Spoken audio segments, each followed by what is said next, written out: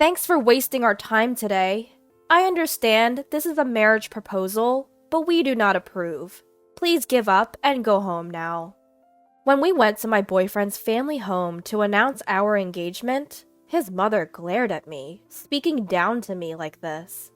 I knew from the start that his parents didn't like me, but I can't back down here. I steeled myself and proceeded to introduce myself to my future in-laws. My name is Marina. I'm 26 years old and work in the General Affairs Department of a manufacturing company. I have a boyfriend who I've been dating since last year. His name is Travis. He's 3 years older than me and we work in the same department. He has a soft expression and his kindness shines through when he smiles. That's what made me fall in love with him. Since we both live alone, we often visit each other's places and enjoy our dates on the weekends. We've built a happy relationship. My parents' home is nearby, so I often take Travis to their place to hang out. My parents really like Travis, and when he visits, they always serve up great meals than usual.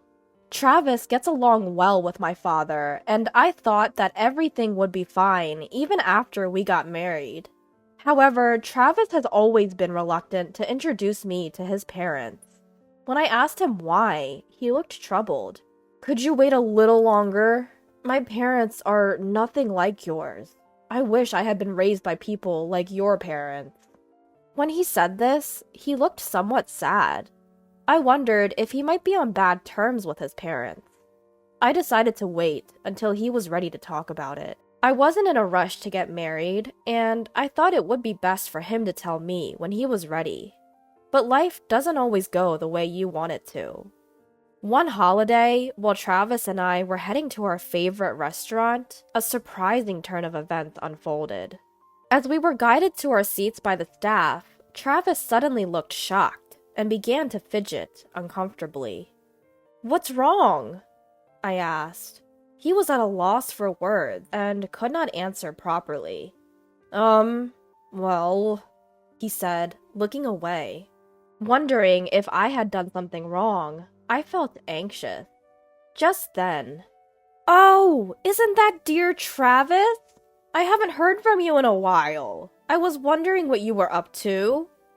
A woman in her 50s approached our table, chatted amiably with Travis, and then looked at me appraisingly. She had distinctive downturned eyes that made it feel as though she was glaring at me. Perhaps her hair, tied neatly at the back, accentuated the slant of her eyes. As I returned her gaze with a puzzled look, she let out a dismissive chuckle. "Are you really hanging out with a country hick like her, Travis? You're such a good kid. If you don't like it, you have to tell her straight. Otherwise, girls like her won't get the hint." At her words, Travis's face tensed up. He glared back at the woman and defended me. "I won't tolerate any insult to her." But the woman, giving me a pierced look, said, "It's a pity my boy's been fooled by a girl like you. Leave Travis alone right now." Then she headed toward the cashier, paid her bill, and left the diner. "What was that about?" I asked, looking at the departing woman. Travis responded with a weak voice. "That's my mother. A few years ago, because of her, I had to break up with someone I was considering marrying. She said she didn't want to get married if it meant dealing with a mother like that. So that's why she had such an attitude. Yeah, if you decide to continue being with me, there will be a lot of complications. Should we break up here? Don't worry, I won't bring my personal issues into work, and I'll make sure you won't have any trouble." Travis looked pained. "I see. But I still want to be with you, Travis. Do you really want to break up with me?" Travis looked shocked at my words. "You know I have such a mother. If you marry me, it will be a burden on you." "I don't mind. I think that's part of marriage. And we don't have to live with her, right?" "We will never live with her. If she insists, I'll request a transfer at work, and we can move far away." Travis looked at me very seriously. I returned his gaze with a smile. Then I feel reassured. Is it strange if I propose to you? Are you sure? Yes, of course. I want to live with you in the future, I said, feeling heat spread through my body out of embarrassment. I was sure my face was turning red. I feel a bit upstaged, but I'm really happy. I want to be by your side for the rest of my life. Finally, Travis smiled, and I felt relieved. Afterwards, Travis and I decided to introduce ourselves to my parents. They were delighted and eagerly asked how we had decided to marry. This meant I had to talk about my soon-to-be mother-in-law. We tried to sidestep the conversation, pretending to be shy. We were hoping to divert questions about my mother-in-law, but my mother wouldn't allow it. Have you already introduced yourself to Travis's parents, or is that still to come? Travis and I were taken aback by her question. No, I don't plan on informing our parents about us getting married. What? Why not? Travis's answer caused my mother to gasp in surprise. Because I'm sure my parents would never approve of our marriage. At this point, my father gave us a stern look. That's not acceptable. Marriage is a union of two families. Your mom would be devastated if she found out you were married without her knowledge. You both should at least greet them once. If they still refuse, come talk to us. We'll certainly help you out then. My father's words were strong and reassuring. However, Travis gave me a look of concern. I'm fine. I said this with a smile, hoping to ease his worries. I thought if we couldn't overcome this hurdle, we wouldn't be able to find our true happiness together. Later, Travis informed his parents that I would be coming to greet and introduce myself. They didn't seem welcoming, but he managed to arrange the meeting anyway. Travis's father was a CEO, and they lived in a large house. The yard was also expansive. When I stepped in, a large dog started barking. Travis approached with a smile and petted the dog's chin. The dog quieted down and let me pet him too. While we were playing with the dog, the front door opened and his parents came out. His mother, with her sharp gaze, exuded an intimidating aura, and his father, equally high-handed, looked down upon me. "Don't touch our dog! You're disgusting!" Those were the first words out of his father's mouth. Without even a greeting, he started berating me. I felt extremely uncomfortable.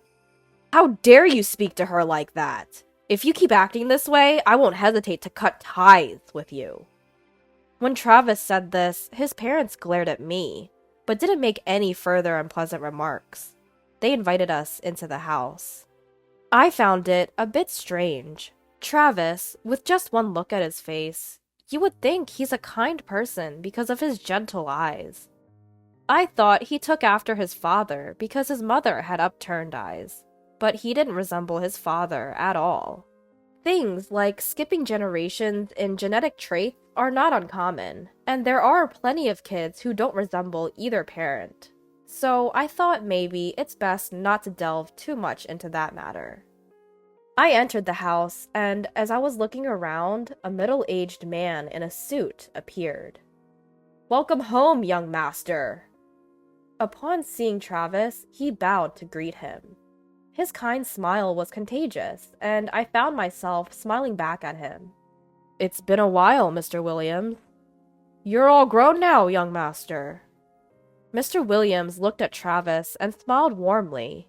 It was the first time I saw Travis genuinely smile since we arrived at this house. He then introduced me to Mr. Williams. "This is Mr. Williams, my father's right-hand man. To be honest, he's more like a father to me than my own. My father never showed much interest in me, so Mr. Williams often took care of me." "You're the boss's son. I was just doing what was expected of me." "But you've always had a soft spot for me, haven't you? I have to say, I like you more than my father." Travis chuckled. Seeing him laugh innocently felt like a first. As we were talking, my mother-in-law emerged from a room in the back of the house. "Marina! What are you doing? Come here right now! She shouted angrily. She glared at Mr. Williams. What do you think you're doing? Slacking off from work? How many times have I told you to stay away from Marina? I'll make sure my husband hears about this. You better head off to work. I understand. I'll do as you say. With that, Mr. Williams nodded and left the room.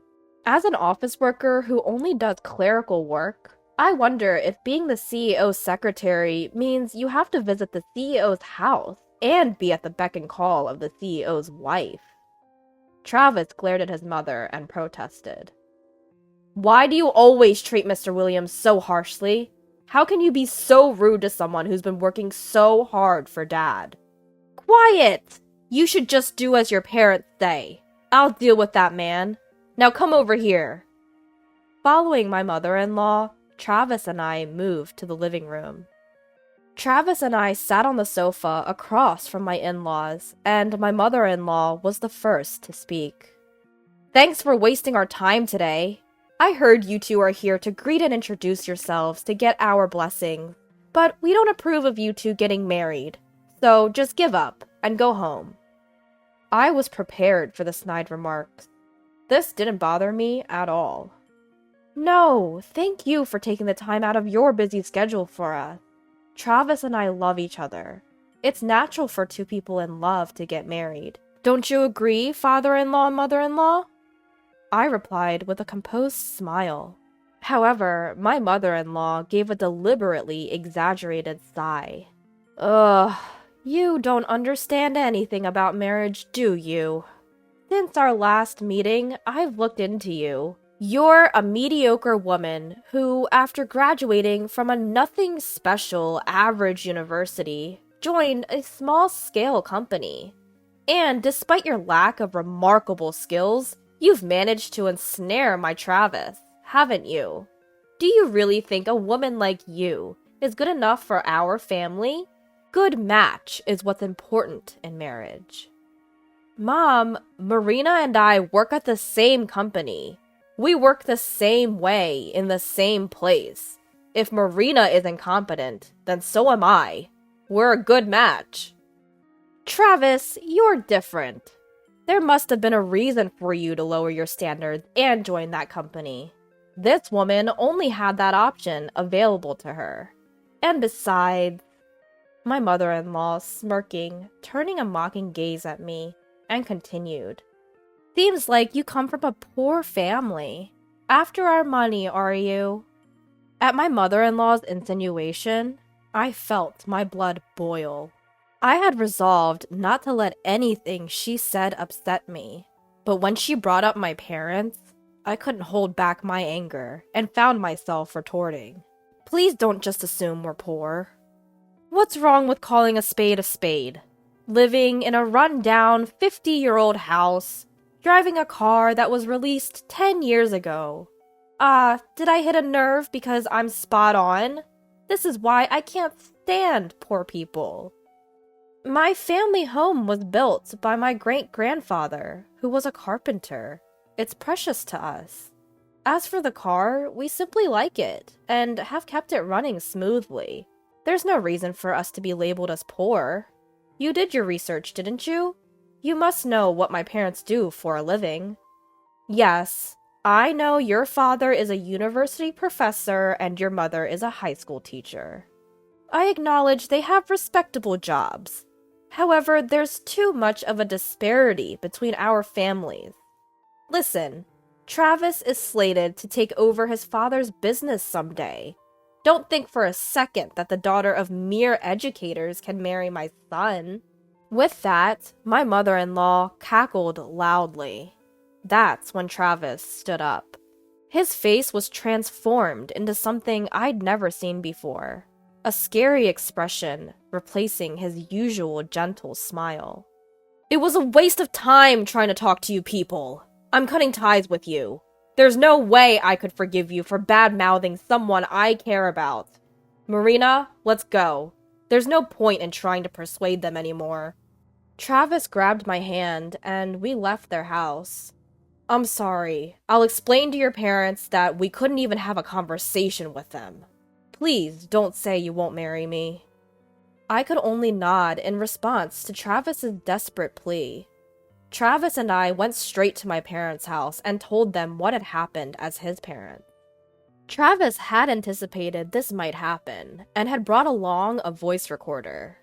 All of my mother-in-law's snide remarks were recorded, and after listening to them, my parents pondered a bit and then said, "Sure, the way his mother spoke was not nice, but you two are giving up too easily.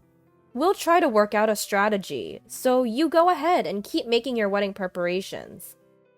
If you, as adults, have decided to marry, you don't need parental approval. Still, it would be best if you could get Travis's parents' blessing for your marriage." As my mother calmly stated her opinion, Travis and I felt our spirits settle, and we managed to nod in agreement. We decided to leave matters concerning Travis's parents to mine, and discussed our future together. 1 month later, my parents called us, and Travis and I visited my family home. As we entered, we found Travis's parents and Mr. Williams seated around a small table. When we joined them, the room became rather crowded. I thought Travis's parents might start making snide remarks again, but they sat quietly. It was my father who filled us in on what had been discussed in our absence. Travis's parents looked into us, and so we decided to investigate them in return. His parents married 30 years ago, after his mother became pregnant. At that time, his father had just started his company. Mr. Williams, who was an ordinary employee at that time, had also supported his father devotedly. As my father was explaining, Travis interrupted. "All that is common knowledge in our family. Mr. Williams started as an ordinary employee, but was promoted to the position of my father's personal assistant in recognition of his achievements. My mother raised me almost single-handedly, while my father was struggling with managing the company. It seems Mr. Williams supported not just my father, but my mother as well." As Travis finished speaking, my father nodded. "Mr. Williams indeed supported your family in a very dedicated manner. Now, the topic is going to shift a bit. I am a genetic researcher at the university. Genetically, children inherit half of their DNA from each parent. Even if the child and parent look very different, they are certainly inheriting half of their genes from each parent." "What are you getting at?" Travis threw a questioning look in the middle of my father's explanation. I also wondered why my father started talking about this. My usually mild-mannered father had a stern look on his face as he addressed Travis's parents. "Please, hear me out. I hired a detective to conduct a background investigation on your parents. Your father works diligently, and Mr. Williams was always there to support him. Your mother is devoted to housework, so much so that it was inspiring. However, when I looked at your pictures, something seemed odd. Neither of your parents have a widow's peak, but you, Travis, do. This trait is known as a dominant trait, meaning a child with a widow's peak can only be born to a parent with the same feature. Moreover, don't you think Travis looks a lot like Mr. Williams? Particularly the drooping eyes and the widow's peak. So, I thought maybe, and I called your parents here to talk." After my father finished his explanation, Travis looked at his parents and Mr. Williams in astonishment. Unlike my father, I am a French teacher like my mother, and I am good at French. I never noticed the difference in their foreheads. Even if I did, I am no expert in genetics. After a period of silence, Travis's father began to speak. 30 years ago, I was so consumed with my work, I neglected my family entirely. That was when my wife told me she was pregnant. I had been hiding about my infertility from my wife. I was angry about my wife's affair, and she was angry that I had kept my infertility a secret. After a big fight, I told my wife that if I were to raise her child as my own, I would forgive her infidelity. In turn, she said that if I forgave her infidelity, she would forgive me for hiding things. Then, I made Mr. Williams my personal assistant and kept him under watch to prevent my wife from continuing the affair. After Travis's father spilled everything, he sat there with a blank face as if his soul had left his body. On the other hand, his mother began to sob. I loved Mr. Williams. I wanted to raise Travis with him. Travis is a treasure that I created with a man I truly loved. I can't hand him over to a woman I don't know. I absolutely will not allow this marriage. As his mother wiped her tears and glared at me, Travis gave her a contemptuous look. I've always been aware that I wasn't loved by you, Dad. I felt my mother's abnormal obsession towards me. I often wished that Mr. Williams had been my real father. But what's this now? You three are disgusting. Mom, I no longer want to think of you as my parent. And even if Mr. Williams is my biological father, I won't recognize you as such. I won't forgive any of you. I will cut ties with you all and marry into Marina's family. As Travis uttered those words, his mother rose and began to cling to Travis, crying. That's not allowed! Travis is mine. I won't hand him over to anyone, especially not to some commoner. Let's live together, then I will allow your marriage. So don't say you're marrying into another family. As Travis's mother grabbed his arm, I swatted her hand away. Ma'am, can you please stop? Travis is clearly uncomfortable. Do you understand how much he has been hurt and troubled because of you? Probably not. Because in the end, all you care about is yourself. If you only betrayed your husband to be with Mr. Williams and continued to deceive Travis, I wouldn't say anything. Because that's a matter between just the three of you. But for you to interfere with Travis's happiness, I'm not going to sit here and let that happen. Why don't you put his happiness first? If you don't like me, that's fine. But if you just want to manipulate him as you please, you're failing as a mother. From now on, I will make Travis happy, so don't get in our way. After I blurted that out, his mother began to cry again. She was cursing at me, calling me a cruel woman. But Mr. Williams was comforting her, and we decided to discuss future matters at a later date. A few days later, Travis's parents officially apologized to my husband and me, and my parents. They accepted our marriage, and Travis and I officially turned in our marriage certificate. Travis moved into my house. In the end, it seemed Travis's father could not forgive his wife's infidelity. Too much time had passed to ask for compensation, but they divorced and split their assets. Mr. Williams also resigned and moved far away with Travis's mother. His mother's luxurious lifestyle came to a sudden end, and she was forced to live the impoverished life she had always looked down upon. She occasionally sends letters asking Travis for financial help, but he ignores them entirely. Travis has severed ties with his father because they are not blood related. He has no intention of becoming Mr. Williams's adopted son now, so legally he remains to be the son of his father. They seem to have come to terms with this. Once Mr. Williams resigned and Travis's mother was no longer around to support him, Travis's father's company performance plummeted. He resigned from his father's position, and no one knows where he went after that.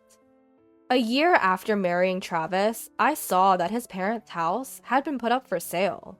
We had a wedding ceremony, but because of Travis's complicated family issues, we kept it small, with only close family and relatives. Even so, it was a memorable occasion, and I was satisfied. Now, we have been blessed with a beautiful daughter, and I have quit my job to devote myself to raising her.